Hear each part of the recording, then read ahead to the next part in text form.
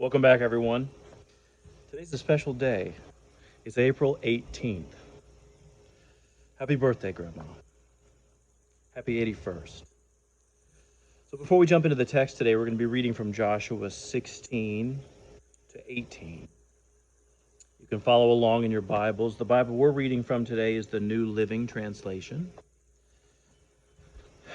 Before we jump into the text, I was thinking about salvation this morning. Salvation is not something that you can earn. Salvation is not something that you can lose because you can't gain it. Salvation is acquired and given by faith alone in the only begotten Son of God, Jesus Christ, who took upon himself your sin and mine, and everyone who places their faith in him. Think about that. He took upon the sin of the world, and everyone can obtain the righteousness of him by faith. It's imputed righteousness. It's a divine, God-given salvation, acquired by the grace of God through faith alone. Not of works, lest anyone boast. Think about that today. As we dive into Joshua 16, let's read together if you'd like to follow along. Joshua chapter 16, verse 1. The allotment for the descendants of Joseph extended from the Jordan River near Jericho, east of the springs of Jericho, through the wilderness and into the hill country of Bethel. From Bethel, that is Luz, it ran over to Ataroth in the territory of the Archites. Then it descended westward to the territory of the Japhletites, as far as lower Beth-horon, then to Gezer, and over to the Mediterranean Sea. This was the homeland allocated to the families of Joseph's sons, Manasseh and Ephraim. The following territory was given to the clans of the tribe of Ephraim. The boundary of their homeland began at Ataroth, Adar, in the east, and from there it ran to upper Beth-horon, then on to the Mediterranean Sea. From Mikmathah on the north, the boundary curved eastward, past Tanoth, Shiloh, to the east of Jonah. From Jonah, it turned southward to Ataroth, and Nara touched Jericho, and ended at the Jordan River. From Tapah, the boundary extended westward, following the Cana ravine, to the Mediterranean Sea. This is the homeland allocated to the clans of the tribe of Ephraim. In addition, some towns with their surrounding villages in the territory allocated to the half-tribe of Manasseh were set aside for the tribe of Ephraim. They did not drive the Canaanites out of Gezer. However, so the people of Gezer live as slaves among the people of Ephraim to this day. Now, if you want to continue reading down, it's going to give you the next allotment of land. This is in verse 17. Chapter 17, verse 1. The allotment of land was given to the half-tribe of Manasseh, the descendants of Joseph's older son. Machir, the firstborn son of Manasseh, was the father of Gilead. And because his descendants were experienced soldiers, the regions of Gilead and Bashan, on the east side of the Jordan, had already been given to them. So the allotment on the west side of the Jordan was for the remaining families within the clans of the tribe of Manasseh: Abizer, Helek, Ezriel, Shechem, Hefer, and Shemida, These clans represent the male descendants of Manasseh, son of Joseph. However, Zelophehad, a descendant of Hepher, son of Gilead, son of Machir, son of Manasseh, had no sons. He had only daughters, whose names were Mahlah, Noah, Hoglah, Milcah, and Tirzah. These women came to Eleazar the priest, Joshua son of Nun, and the Israelite leaders and said, "The Lord commanded Moses to give us a grant of land along with the men of our tribe." So Joshua gave them a grant of land along with their uncles, as the Lord had commanded.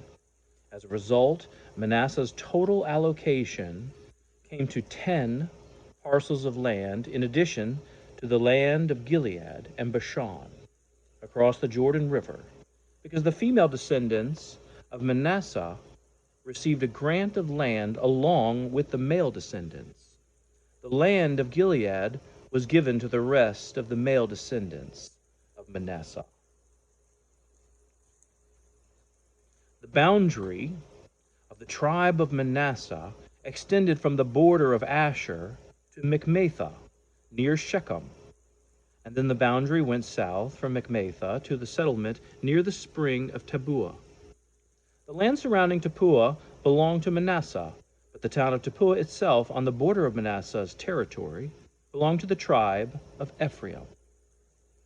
From the spring of Tappuah, the boundary of Manasseh followed the Kanah ravine to the Mediterranean Sea, and several towns south of the ravine were inside Manasseh's territory, but they actually belonged to the tribe of Ephraim. In general, however, the land south of the ravine belonged to Ephraim, and the land north of the ravine belonged to Manasseh. Manasseh's boundary ran along the northern side of the ravine and ended at the Mediterranean Sea.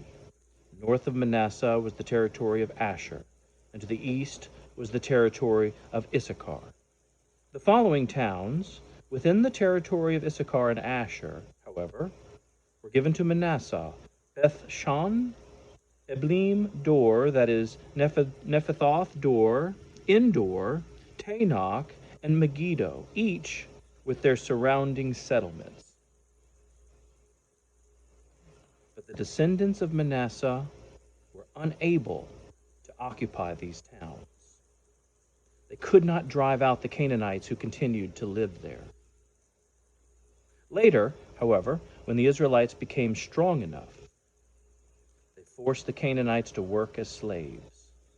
But they did not drive them out of the land. The descendants of Joseph came to Joshua and asked, "Why have you given us only one portion of land as our homeland when the Lord has blessed us with so many people?"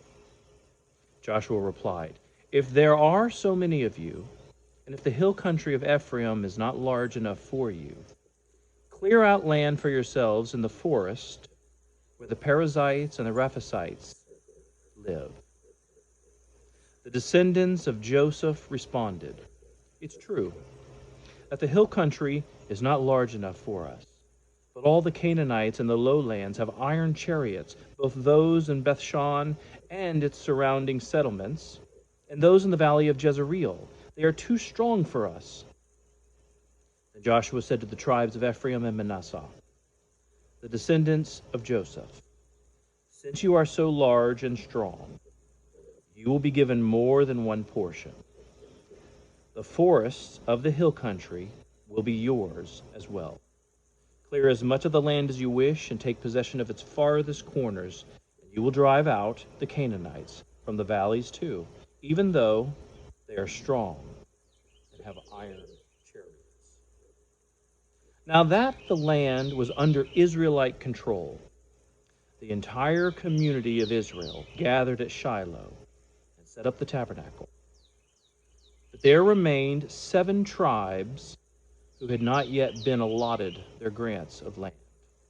Then Joshua asked them, "How long are you going to wait before taking possession of the remaining land the Lord, the God of your ancestors, has given you? Select 3 men from each tribe, and I will send them out to explore the land and map it out. They will then return to me with a written report of their proposed divisions of their new homeland. Let them divide the land into 7 sections, excluding Judah's territory in the south and Joseph's territory in the north. When you record the 7 divisions of the land and bring them to me, I will cast sacred lots in the presence of the Lord, our God, to assign land to each tribe. The Levites, however, will not receive any allotment of land. Their role as priests of the Lord is their allotment. And the tribes of Gad, Reuben, and the half-tribe of Manasseh won't receive any more land, for they have already received their grant of land, which Moses, the servant of the Lord, gave them on the east side of the Jordan River. As the men started on their way to map out the land, Joshua commanded them, "Go and explore the land and write a description of it, and then return to me. And I will assign the land to the tribes by casting sacred lots here in the presence of the Lord at Shiloh."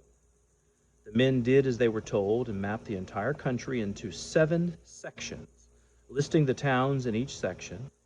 They made a written record and then returned to Joshua in the camp at Shiloh. And there at Shiloh, Joshua cast sacred lots in the presence of the Lord to determine which tribe should have each section. The first allotment of the land went to the clans of the tribe of Benjamin. It lay between the territory assigned to the tribes of Judah and Joseph. The northern boundary of Benjamin's land began at the Jordan River, went north of the slope of Jericho, then west through the hill country and the wilderness of Bethaven. From there the boundary went south to Luz, that is Bethel, and proceeded down to Ataroth Adar, on the hill that lies south of lower Beth Horon. The boundary then made a turn and swung south along the western edge of the hill, facing Beth Horon, ending at the village of Kirath Baal, that is Kirath Jearim, a town belonging to the tribe of Judah. This was the western boundary. The southern boundary began at the outskirts of Kirath Jearim. From that western point it ran to the spring at the waters of Nephatoah, and down to the base of the mountain beside the valley of Ben Hinnom, at the northern end of the valley of Rephaim. And there it went down the valley of Hanem, crossing south of the slope where the Jebusites lived, and continued down to En Rogel. From En Rogel, the boundary proceeded in a northerly direction and came to En Sheshmesh and on to Gileath, which is across from the slopes of Adamimam. Then it went down to the stone of Bohan. Bohan was Reuben's son. From there it passed along the north side of the slope, overlooking the Jordan Valley. The border then went down into the valley, ran past the north slope of Beth Hoglah, and ended at the north bay of the Dead Sea, which is the southern end of the Jordan River. This was the southern boundary. The eastern boundary was the Jordan River, and these were the boundaries of the homeland located to the clans of the tribe of Benjamin. We'll press pause there for now.